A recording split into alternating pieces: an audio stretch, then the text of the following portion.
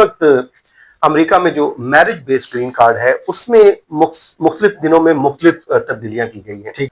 अस्सलाम वालेकुम नाज़रीन, मैं हूं रिजवान शहजाद और मेरे साथ मौजूद है फयाज महमूद। और आज हम बात करेंगे मैरिज ग्रीन कार्ड की। और मैरिज ग्रीन कार्ड में गाहे बगाहे काफ़ी सारी तब्दीलियां आ रही हैं। आए रोज़ नई नई जो है वो स्टेटमेंट सामने आ रही हैं। आए रोज़ बताया जा रहा है कि क्या क्या चेंजेस मुतवक्के हैं। और आइंदा अगर आप मैरिज बेस्ड कोई ग्रीन कार्ड हासिल करना चाहते हैं, अपना स्टेटस तब्दील करवाना चाहते हैं, अपने पार्टनर को ऐड करना चाहते हैं, उनके लिए जो भी राहें हमवार करना चाहते हैं, तो उस सिलसिले में फिर आपको कुछ ऐसी शराइत हैं कि जिनको पूरा करना ही होगा, वरना आपके लिए ग्रीन कार्ड का जो सफर है वो खत्म हो जाएगा, आपके लिए वो रास्ता बंद हो जाएगा। तो क्या ऐसी चीजें हैं? मेरे हिसाब से तो कोई 4-5 चीजें हैं मेजर, जिनका अहवाल हम आपके साथ आज शेयर करेंगे इस व्लॉग में।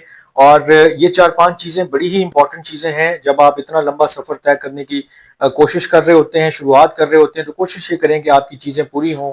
आपको जो जो चीजें आज इस व्लॉग में हम डिस्कस करेंगे वो ऑफिशियल जराए से आ रही हैं और ऑफिशियल सोर्सेज उनको खुद एक्सप्लेन कर रहे हैं। सोर्सेज से मुराद ये कि ऑफिशियल जो इदारे हैं वो खुद यूएससीआईएस खुद अनाउंस कर रहा है।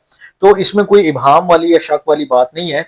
तो फयाज साहब, विदाउट फर्दर अडू के ये जो ग्रीन कार्ड की पॉलिसी एक मरतबा फिर तब्दील हुई, क्योंकि कुछ ही रोज पहले हमने इसके ऊपर बात की थी और अब उसके बाद दोबारा जो है कुछ नई कंडीशन सामने आई हैं। कुछ मेरे ख्याल में वही हैं, कुछ नई हैं, लेकिन अगर हम मिला जुला कर इसको एक्सप्लेन करना चाहें तो ये मामला क्या है, ये शुरू कहाँ से हो रही हैं चीजें और कितने लोग हैं जो इससे इस वक्त जो है वो लाइन में लगे हुए हैं? बिल्कुल रिजवान साहब, इस वक्त अमेरिका में जो मैरिज बेस्ड ग्रीन कार्ड है उसमें मुख्तलिफ दिनों में मुख्तलिफ तब्दीलियां की गई हैं। ठीक है।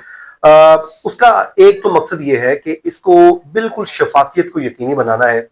देखें, यूएससीआईएस क्यों ये इकदाम ले रहा है, सवाल ये है। मैं आपके उस सवाल पे आता हूँ कि कितने लोग इससे लाइन में लगे हुए हैं। यूएससीआईएस सिर्फ वो उसमें भी हमारे लोगों की गलतियां हैं। देखिए, जब आप मैरिज बेस्ड ग्रीन कार्ड के लिए जो है अप्लाई करते हैं, आप दरखास्त देते हैं, तो अनफॉर्चुनेटली लोग उनको डॉज देने की कोशिश करते हैं। झूठे जो है वो शादी के सर्टिफिकेट देते हैं, झूठी तस्वीर, मतलब अपना एक पूरा फ्रॉड पे केस खड़ा कर देते हैं। और अगर माजी में जिन्होंने फ्रॉड की बुनियाद पे अपना केस जो है वो खड़ा किया, ना सिर्फ खड़ा किया बल्कि उससे वो ग्रीन कार्ड लेने में कामयाब भी हो गए, ये पॉलिसी उनके ऊपर भी लागू होने जा रही है और उनका ग्रीन कार्ड रिवोक भी हो सकता है। ठीक है। अब इसमें जो है इसी फ्रॉड का रास्ता रोकने के लिए ये इन्होंने 5 नई शराइत रख दी हैं और यूएससीआईएस कहता है जिसका मकसद ये है कि 1 करोड़ और 10 लाख ऐसे जेर इल्तवा केसेस को निपटाना है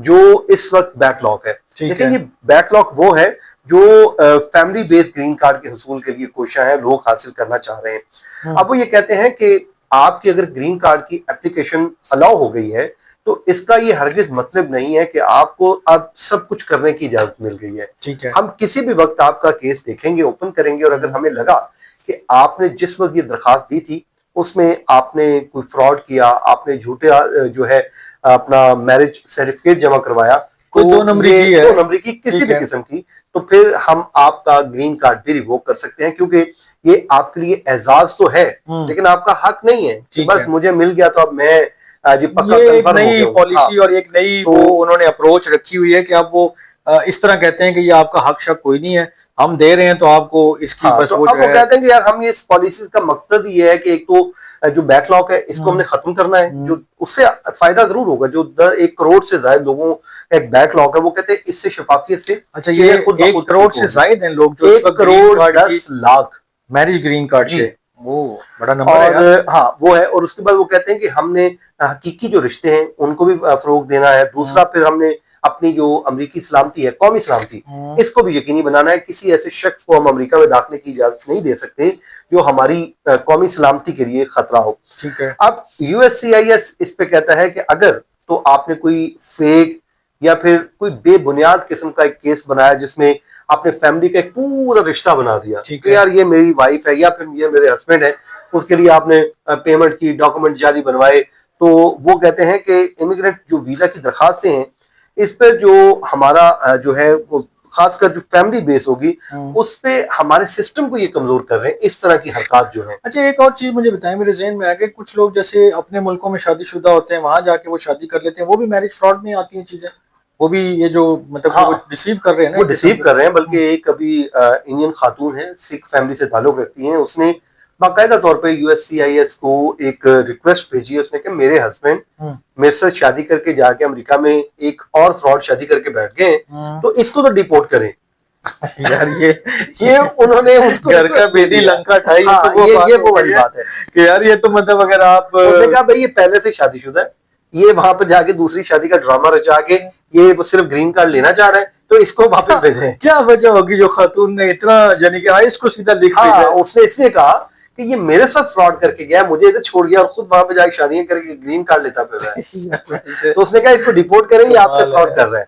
तो ये 5 क्या अभी जो चीजें सामने आई हैं यूएससीआईएससी की जानिब से, पॉलिसी में क्या चीजें 5 जो है वो मैंडेटरी करार दी गई हैं, क्या ऐसे काम है जो करने हैं? हाँ, सबसे पहले तो रिजवान साहब उन्होंने कहा कि जी नंबर 1 पे आपका जो आपने केस फाइल किया कि यार ये मैं हस्बैंड और वाइफ है, ठीक है, केस फाइल किया, उसमें वो कहते हैं कि जी आपका एक मुश्तरका कोई अकाउंट होगा, आपका जो मालियाती को फंड्स होंगे, जॉइंट अकाउंट होगा, अच्छा, वो आपका होना चाहिए बैंक के अंदर, ताकि आपके जो रिश्ते को एस्टेब्लिश कर सके। यार बंदा ऐसे तो नहीं किसी के साथ अपना ज्वाइंट अकाउंट खुलवाता ना, अपनी मिसेज के साथ ही खुलवा सकता है।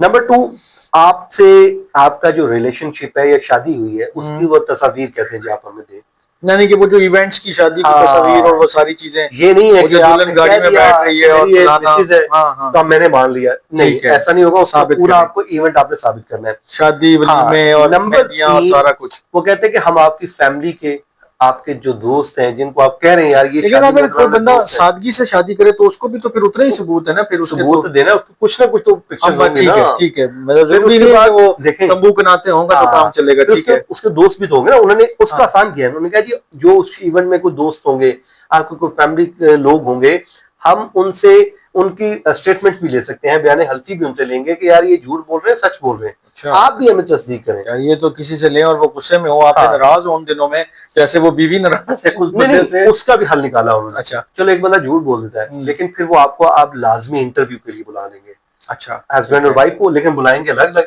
ठीक है, वहां पे वो आपको परख लेंगे कि यार ये बंदा और बंदी जो इंटरव्यू दे गए झूठ बोल रहे हैं सच बोल रहे हैं। देखिए नीलाम घर की तरह के खातून खाना बाहर चली जाए, शौहर से कोई सवाल पूछने, कहानी तो आप एक ही होगी ना, अगर आपकी शादी हुई है तो कहानी एक होगी, ठीक है, तो अगर आप अलग अलग कहानी सुनाएंगे तो फिर वो आपको परख लेंगे यार यहाँ पे कोई 2 नंबरी है। चलें जी, 8 नंबर 4 पे, और फिर उसके बाद जनाब रखें उसको नंबर 5 पे जो यूएससीआईएस ये कहता है कि जिन्होंने पहले, जो मैंने शुरू में कहा था, शादी और फ्रॉड के मबनी डॉक्यूमेंट के ऊपर ग्रीन कार्ड ले लिया, उनकी दरखास्तों का भी हम बगौर जायजा लेंगे, और अगर वो पकड़े गए तो उनका भी फिर रिमूवल के लिए हम पूरी जो एक प्रोसीडिंग है शुरू कर देंगे, क्योंकि ग्रीन कार्ड होल्डर को ऐसे ही रिमूव नहीं किया जा सकता या उसको मनसूख नहीं किया जा सकता, इमिग्रेशन जज के जरिए उसका केस होता है, उसको निकाला जाएगा, लेकिन पूरा प्रोसेस जो है वो ड्यू प्रोसेस वो करना मजबूरी है, वरना तो ट्रम्प इंतजामिया तो चाहती है कि इनको भी उठा के किसी तरह की बाहर फेंक देंगे, हमें इजाजत मिल जाए, वो मिल नहीं रही। तो मेरे ख्याल में ये 5 शराइत भी आपने बयान कर दी है, बीच में जो एक इंटरेस्टिंग एग्जांपल आई वो भी हमने बयान कर दी है,